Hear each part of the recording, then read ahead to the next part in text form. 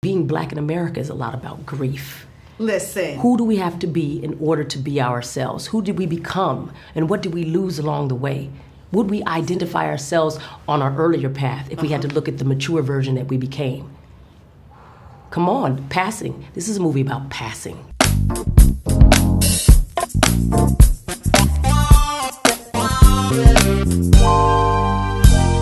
Toward the end of my journalism career, I wrote this article called the Racism Beat, and it was about how my role in journalism had largely become people who would come to me about, a black person being killed by the police or something racist that somebody said about Barack Obama. And it felt like, A, is this the best use of my skill set? And B, what do you expect me to write about this that hasn't been written by people for hundreds of years, right? And sort of it started to just feel like there was a better use of my time. And so I got into film and TV, and I thought, great, I'm in fiction, and so we don't have to sort of write about this kind of thing anymore.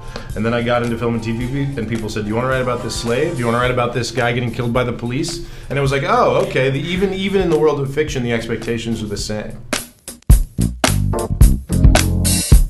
In American fiction, on its face, is a publishing pun, right? It's a sort of like pun about bookstore and the way that we sort of classify novels. But the grander fiction is this idea of race, right? It's this idea that, the inherent absurdity of race is that it's both not real and real. The scientists will tell you that it's not real, and yet we've structured society in a way that suggests it is real. And so there's an inherent tension between that ridiculous absurdity. And so I think that that's always a good target for comedy, sort of like I want to underline the absurdity and exaggerate the absurdity. That's always my favorite kind of humor. And so to me, that's sort of like what the fiction is in American fiction as well. It's not just the publishing pun, but it's also a suggestion that like this is a sort of like deeply American lie that we've all been told, and here's how we act because we believe the lie.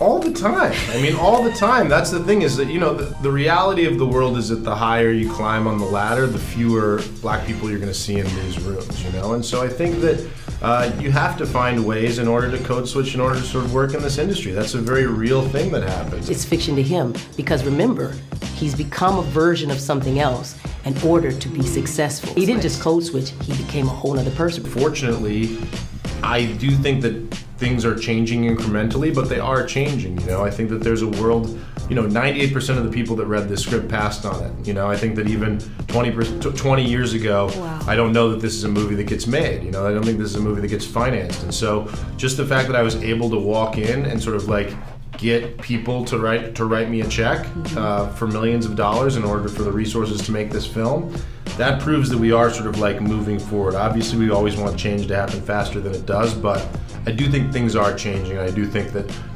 it is a minor miracle that this movie was made.